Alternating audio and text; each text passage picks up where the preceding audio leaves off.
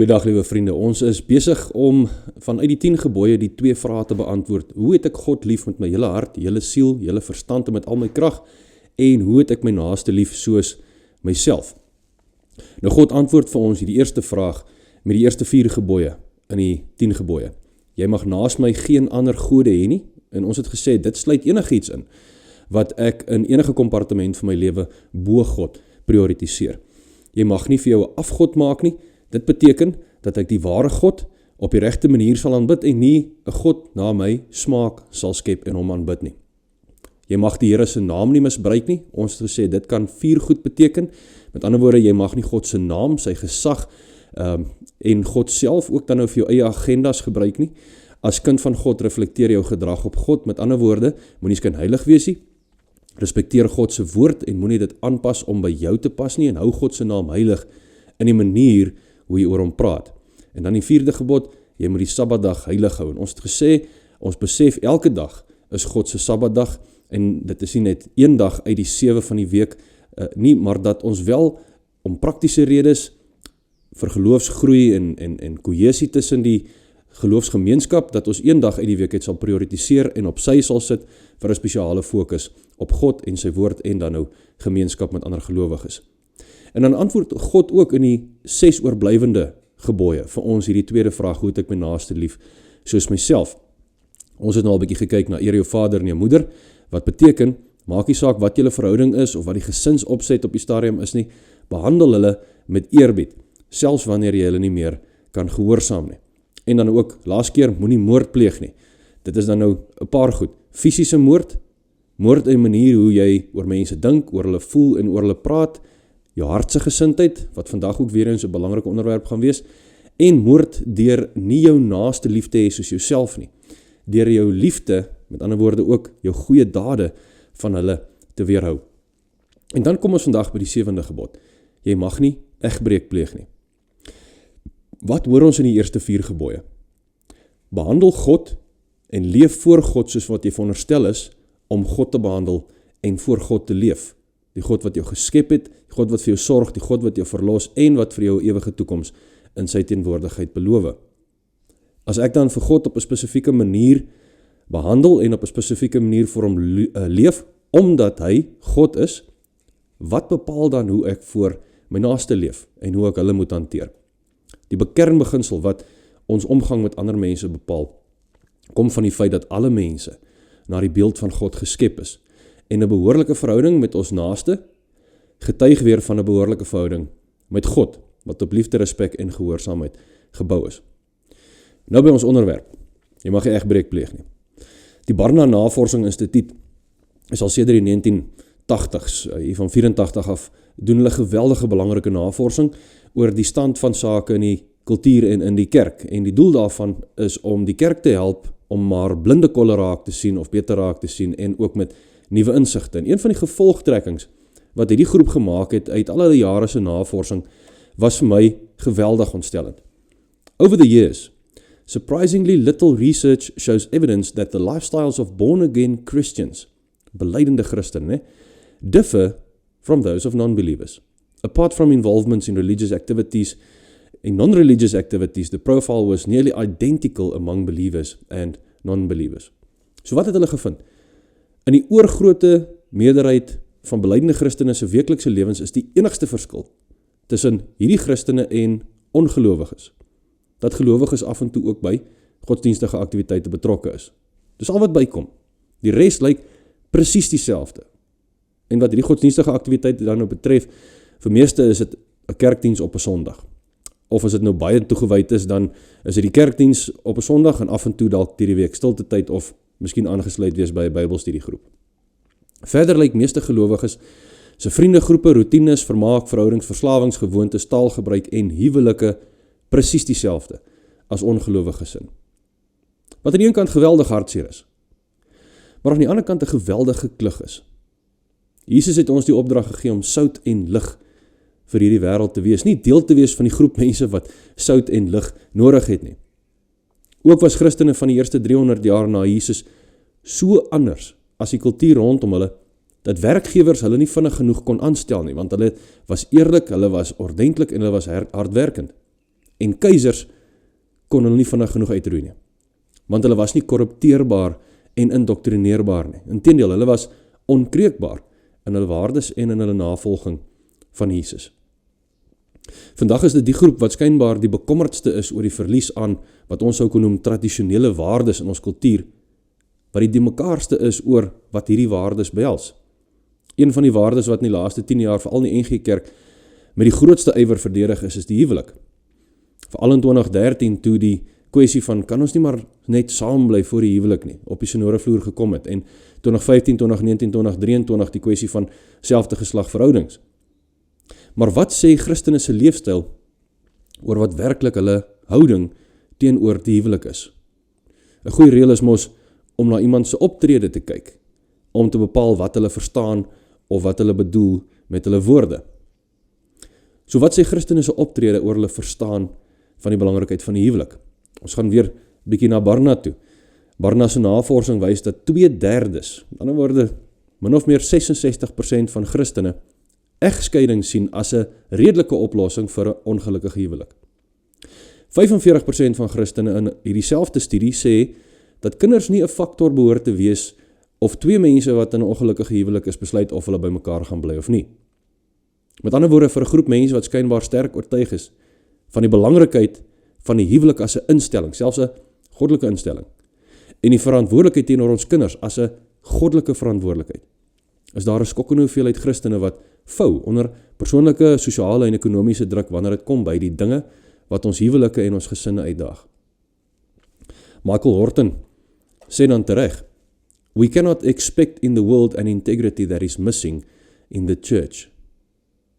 Baie ongelowiges het 'n ervaring van Christene dat ons een stel reëls en beginsels wil voorskryf vir die samelewing, maar dat ons self 'n ander stel reëls volg, met ander woorde, dat ons skynheilig is. Ons bely dat ons in sekere vaste instellings en lewensbeginsels glo, want God het gesê dis hoe dit hoort. Maar baie van ons verstaan nie eers hoekom hierdie goed so belangrik is nie. En daarom leef baie van ons met hierdie kognitiewe dissonansie van ek weet ek moet so leef, maar ek leef nie so nie. En my houding teenoor hierdie dissonansie is, dis alright. Die rede hiervoor is nie dat ons maar net mens is en sondig is en die lewe gebeur maar en dan moet jy maar net die beste doen met wat jy kan doen in die situasie nie. Die rede hiervoor is dat ons uitkyk in ons oortuigings rondom Christelike lewenswyse verander het en afgewater is. Miskien selfs sonder dat ons agtergekom het. Omdat ons onsself so blootstel aan wêreldse idees en wêreldse leefstyle en wêreldse oplossings vir die uitdagings en probleme in ons lewens. En ons sien dit in flieks en in reuke en die boeke wat ons inneem. En natuurlik dra ons predikante ook geweldig skuld in hierdie verband. Want baie van ons het nie meer die guts om vir Christene te preek oor hulle verantwoordelikhede voor God nie. Baie van ons is selfs nie meer oortuig dat ons hierdie verantwoordelikhede teenoor God het nie. Die boodskap van baie preekstoele af is, aanvaar jouself, wees jouself, moenie te hard wees op jouself nie, doen wat jou laat goed voel, as 'n ding nie vir jou werk nie, probeer iets anders. Lynreg teenoor Jesus se verloon jouself en dra jou kruis. Jesus sê in Johannes 10 vers 10, ek het gekom sodat julle die lewe kan hê en dit in oorvloed. Maar dis 'n oorvloed wat hy definieer, nie ek nie en nie my dominee nie. En die weg na daardie oorvloed is een wat hy bepaal. Hy sê vir ons, ek is self daardie weg. Ek bepaal dit nie, en nog minder bepaal my dominee dit. Die Bybelse beginsel is, jou leefstyl volg jou denke of volg jou hart. So voordat ons die manier hoe ons optree kan verander, moet ons eers die manier hoe ons dink en hoe ons voel verander. Nou hierdie is nou die, wat ek ook in die kerk gaan wys, is nou die PG 13 afdeling van die boodskap. So as daar jonger kindertjies by is, waaroor hulle dalk so 'n bietjie bekommerd is, druk hulle ore toe, of sê vir hulle 'n bietjie gaan speel, of as jy bereid is om die gesprek met hulle te hê na die tyd, dan is dit ook reg. Hoe definieer ons egbreek? Egbreek se tegniese definisie is seks buite die huwelik. Maak nie saak of dit voor die huwelik, tydens verloving, na die egskeiding of binne die huwelik, maar met 'n persoon wat nie jou man of vrou is nie. Wanneer dit nie binne die band van die huwelik met die persoon met wie jy in die huwelik is nie, as dit nie binne daai band plaasvind nie, is dit egbreek. En natuurlik ook dan 'n vinnige uitwysing net van 'n algemene misverstand of dwaal rondom wanneer presies daar 'n huwelik is. Veral het ek dit al baie onder jong mense gehoor. Ek is nie getroud in God se oë wanneer ek seks gehad het en daarom is dit alright om maar aan te hou seks hê nie, want dit is nou tegnies binne die huwelik nie. As daar nie 'n amptelike seremonie met beloftes van liefde en trou aan mekaar en voor God was nie, en of gehoor gegee was aan wat die landswette as 'n huwelik definieer nie, want Romeine 13 sê vir ons moet gehoor gee aan die owerhede en die land se wette is baie pertinent oor wat presies konstitueer die huwelik tussen 'n man en 'n vrou. As dit nie op daai manier gebeur het nie, is daar nie 'n outomatiese huwelik wanneer ek seks het nie. En noem ons dit ook nie huwelik nie, ons noem dit egbreek of onsedelikheid. Nou goed, so al wat ek moet doen is net om te sorg dat ek nie of om te sorg dat ek nie egbreek pleeg nie, is om terwyl ek nog nie amptelik getroud is nie, myself net van die seksdaad te weerhou. En dan die onmiddellike volgende vraag. Nou dominee, waar presies is die lyn? Hoe ver is te ver? Wat kan ons alles met mekaar doen voor dit nou tegnies seks raak? Mag ons maar vir mekaar al die skurwe goed vertel wat ons met mekaar wil doen? Mag ons maar vir mekaar skurwe fotootjies aanstuur? Kan ons tog maar bo die klere aan mekaar vat? Of onder die klere solank die hande net bo die kombers is? Of selfs onder die kombers solank die parte net nie aan mekaar raak nie? Of kan hulle maar aan mekaar raak solank hulle net nie ingaan nie? Ek onthou dat in my studentejare was daar 'n studentedominee wat hierdie raad aan 'n hele kruiskerk vol studente gegee het. Seks is wanneer penetrasie plaasvind. Met ander woorde, wat hy nie hardop gesê het nie, maar wat die logiese gevolg is van wat hy hardop gesê het, alles tot voor hierdie punt van penetrasie is alright. Dit was sy raad aan 'n klomp studente. Wat wou weet, hoe ver is te ver, waar is die lyn, wat kan ons als mekaar doen voor dit nou tegnies seks raak? Alles tot voor penetrasie is reg. Waar is die lyn, dominee? Sonde het uiteindelik min met lyne te doen. Wat ons net versigtig moet wees, dat ons nie oor daardie lyn trap nie. Maar is gerus so naby as wat ons waag aan kan kom, of so naby as wat ons dink ons selfbeheersing kan hanteer aan kan kom. En dis hoegenaamd nie waarmee ons moet besig wees nie. Wat het ons verlede week by die gebod teen moord gehoor? God is nie in die eerste plek daarin geïnteresseerd om ons gedrag te reguleer met 'n geweldige fyn stel wette en reëls nie. Want wette en reëls is gemaak om gebuig of gebreek te word. God sê sonde is uiteindelik 'n kondisie en 'n gesindheid van die hart. Kom ons gaan daar na Matteus 5 vers 27 tot 28 en ook vers 31 tot 32 toe. En ek sal dit vir ons so stuk vir stuk deurwerk.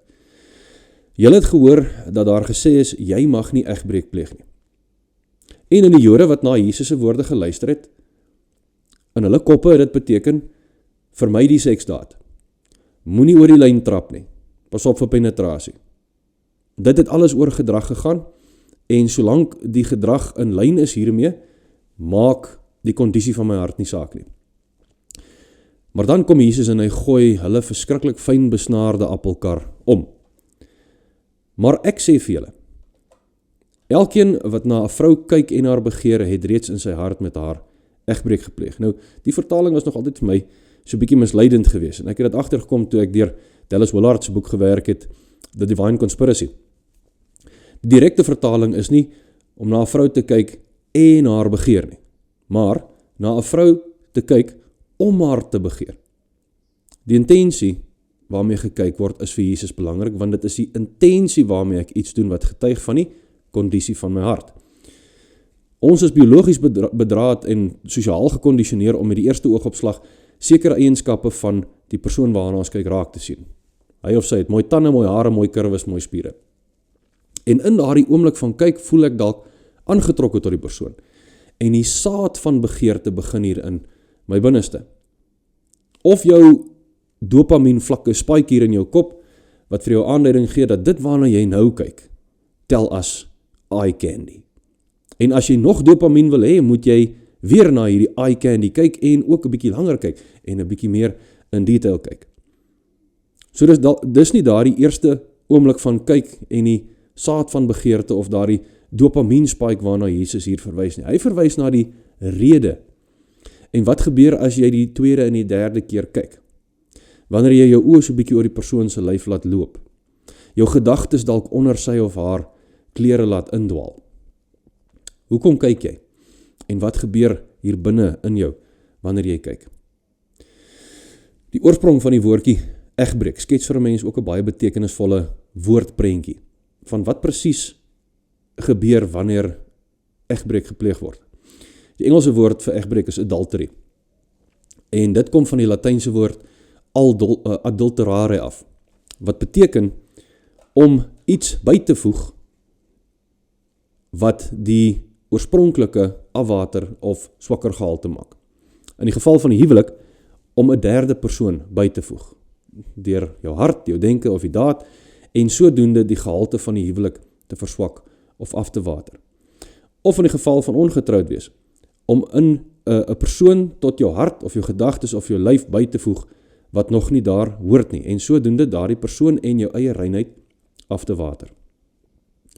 So God handel met ons in verbonde. Ons weet dit, ons sien dit deur die hele Ou Testament en ook die Nuwe Testament, wat eintlik maar die nuwe verbond is. Met ander woorde, God handel met ons met beloftes van wederwysige liefde en trou, wat deur sy optrede teenoor ons en ons optrede teenoor hom bevestig word. En dit is God se wil, dat dit die manier sal wees waarop ons ook in ons verbintenisse met mekaar sal handel. Vers 31 sê, Jesus praat, hy sê, daar is gesê, wie van sy vrou skei, moet aan haar 'n skeibrief gee. Nou in Matteus 19 brei Jesus 'n bietjie uit op hierdie toegewing van Moses, wat hy in Deuteronomium maak, dat dit weens die hardheid van die Israeliete se harte was, maar dat dit teen Jesus se tyd so ontaard het, dat 'n man vir enige rede van sy vrou kon skei. En Jesus sê, enige skei, maak nie saak wat die rede is nie wat God se oorspronklike bedoeling met die huwelik was nie. Dan sê Jesus in vers 32, maar ek sê vir julle, elkeen wat van sy vrou skei, behalwe weens oorspel, veroorsaak dat sy egbreek pleeg. En wie met 'n geskeide vrou trou, pleeg ook egbreek. Oorspel kan as 'n uitruil woord beskou word vir egbreek. En dit beteken ook seksuele losbandigheid. So wat sê Jesus? En is miskien goed dat mense net dit saam sê. Hierdie stuk moet saamgelees word met Matteus 19, Jesus se gesprek oor die huwelik, en 1 Korintiërs 7, Paulus se gesprek oor die huwelik. So wat sê Jesus? En wat lei ons af uit die res van die Nuwe Testament, wanneer dit kom by die beginsel van die huwelik? Daar is in die Nuwe Testament 2 kondisies vir egskeiding. By die geval van egbreek of oorspel, wanneer 'n derde persoon tot die huwelik gevoeg word, wat nie daar hoort nie, of in 1 Korintiërs 7, wat ons sien, waar 'n ongelowige, wat saam met 'n gelowige in die huwelik is, besluit, hulle wil nie langer meer met die gelowige getroud wees nie. Dan is die huweliksband verbreek en staan dit die persone vry om die huweliksmaat te los, wat die ongelowige is, wat nie meer in die huwelik wil wees nie, of die een is wat egbreek gepleeg het. Maleagi 2 vers 16 sê vir ons dat God egskeiding haat. En die Bybelse beginsel is dat jy lewenslank aan jou huweliksmaat verbind is, behalwe by egbreek en in die geval van dood. Of wanneer 'n ongelowige besluit, hulle wil nie langer by 'n gelowige bly nie. Dan is jy vry om weer te trou. Alhoewel die verwagting is dat by egbreek, belydenis, bekering en 'n poging tot versoening die eerste roete moet wees. Jesus se beginsel is daarom, as 'n geskeide weer trou, behalwe by hierdie 3 gevalle, egbreek, ongelowige wat nie langer in die huwelik wil wees nie, of by die dood. As 'n geskeide weer wil trou, is dit egbreek. Paulus sê ook in 1 Korintiërs 7 dan nou, buiten hierdie 2 kondisies, as daar geskei word, moet die persone ongetroud bly, of weer met mekaar versoen. Want die huweliksband is nog geldig, en hertrou is dan gelyk aan om 'n derde persoon in die huwelik in te bring. Met ander woorde, egbreek. Nou ek weet ook daar is van julle wat my nog gaan peper met hierdie vraag, miskien in die comments, Dominee, nou wat in die geval van wanneer daar mishandeling in die huwelik is? En ek het die week baie opgelees daaroor en baie gedink daaroor. En geen bron kan vir 'n mens 'n definitiewe antwoord daaroor gee nie, want die Bybel is stil daaroor. Ek weet net dat so iets hoegenaamd nie in die Christelike huwelik hoort nie, en dat in so 'n geval skeiding, ek sê nie egskeiding nie, skeiding van die situasie so gou as moontlik moet gebeur, en dat die een wat die mishandeling pleeg so gou as moontlik moet hulp kry, en dat dit die gemeente se geestelike leiers is wat in so 'n geval rigting moet bied en ook baie gebed. Ek verstaan hierdie is 'n moeilike en vir sommige 'n baie seer onderwerp, maar die rede hoekom dit 'n moeilike onderwerp is omdat dit vir God so 'n gewigtige saak is. God het bedoel dat die huwelik tussen 'n man en 'n vrou 'n prentjie moet wees van die verhouding tussen Christus en sy kerk. Wat sê egbreek of egskeiding tussen twee gelowiges vir ongelowiges oor die verhouding tussen Christus en sy kerk? En dan wonder ek altyd by myself, veral as mense na die statistiek gaan kyk, van 60% plus Christelike huwelike wat op die rotse eindig, is die toestand van ons huwelike nie dalk die rede dat baie mense buite die kerk so skepties is oor die kerk nie. En ek sluit af deur weer net 'n trappie terug te neem na die beginsel van die kondisie van die hart en hoe ons ander mense beskou wanneer dit kom by egbreek. Vra jouself gedurig die vraag af. In die geval van 'n persoon op straat, of dit nou my gekuiste is, of my verloofde, of my getroude is, vra jouself voortdurend die vraag af. Beskou ek hom of haar as 'n persoon van in God se beeld geskep wees? In my interaksie met hierdie persoon, is ek besig om hulle liggame te eer? Is ek besig om hulle lief te hê soos wat ek myself lief het? Hoe ver kan ek gaan? Dit is 'n geweldige selfsugtige vraag. Want dit vra op die tipiese wettiese manier, wat kan ek kry? Eerder as wat die liefde van ons vereis, wat kan ek gee? As ons 'n wettiese oriëntasie het, sal ons dit altyd op een of ander manier regkry om ons sonde te regverdig, of loopholes te kry deur die speel met woorde se definisies. Maar as ons liefde georiënteer is, sal ons agterkom dat egbreek in sekere gevalle dalk selfs 'n man is wat sy huweliksprobleme met sy vroue kollega by die werk deel, eerder as om dit met sy vrou te gaan uitwerk by die huis. Dalk die huweliksmaat is wat terwille van werksverantwoordelikhede of sport of vriende of vermaak, hul huweliks of hul ouerskapsverantwoordelikhede versaak. Die ongetroudes is wat agterkom dat hulle mekaar glad nie kan soen sonder dat lus 'n faktor word nie, terwyl dit dalk vir 'n ander ongetroude paartjie glad nie 'n probleem is nie en blote uitdrukking is van toewyding en omgee. Sonde bly in die eerste plek altyd 'n kondisie van ons menswees. Dan gaan dit oor in 'n houding wat as dit gekoester word en nie hanteer word nie, kan oorgaan in dade.